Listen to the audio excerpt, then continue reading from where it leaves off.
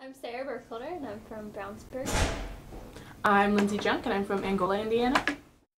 I came to Wesley Foundation because I had a friend. Well, I went to Manchester College my freshman year, and I had a friend who went here to Purdue and went to the Wesley Foundation.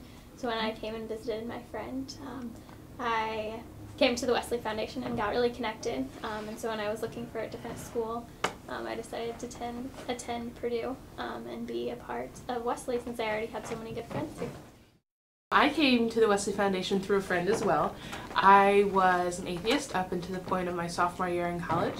I was introduced into Christianity through some amazing friends I made in the residence halls, and then went to their church with them, which didn't really connect with me because it was a bigger church. And then a friend of mine that went to the Wesley Foundation told me about the community that was here, brought me in, went on a mission trip, and I haven't looked back since.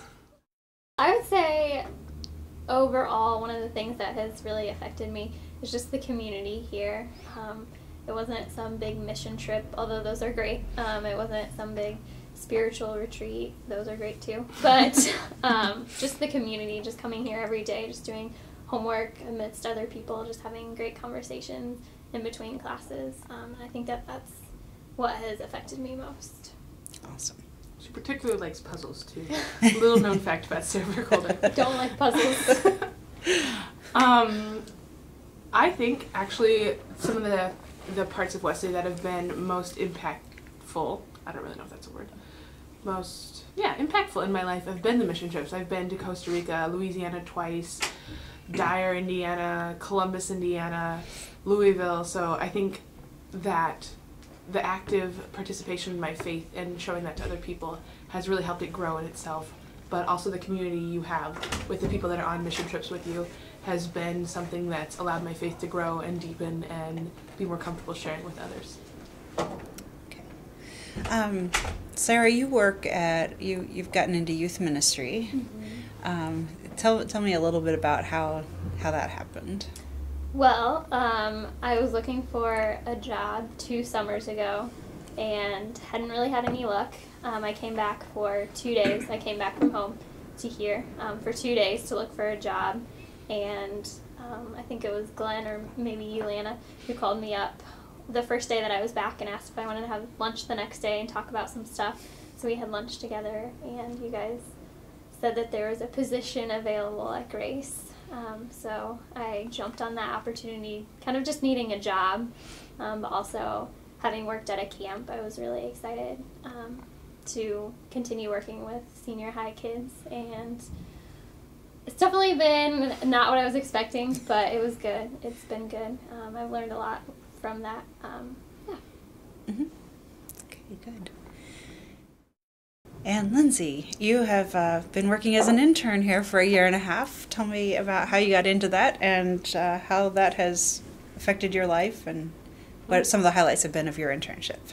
Okay, well, I got into it because I graduated in May of '08, and after getting 3 majors and a minor, I was not ready to continue school. I was a little burnt out. So Glenn and Lana approached me about possibly being an intern here, and I was a little wary about that because of the aforementioned just being a Christian and working in a church was a kind of a big step, but reassured me I could do it. My role has really been to bring new students into the fellowship and into the community through the freshman outreach and the new student outreach. I lead a Frogs Bible study. I also play in recreation, which is a huge outreach, good times. A little bit of competition goes a long way for friends. Also helped lead mission trips and service projects. A highlight for me every day is just getting to be part of the lives of the students here because they are what it's about here, and being able to see that they trust me enough to let me into their problems, or that they want to be my friend enough to let me in on their joys is just amazing to me every day. And it's opened up incredible opportunities. I'll be going to Zimbabwe in 5 weeks. So gosh. Yeah, I know. Malaria pills. In 5 weeks I leave for Zimbabwe through the connections I've gotten at this ministry, and then Sarah B and a bunch of other students, 14 other students, are going to be joining me there in the end of May. So I'm incredibly excited about that, and I don't think that opportunity would have been presented to me without this internship. But yeah, I'm applying for the Peace Corps.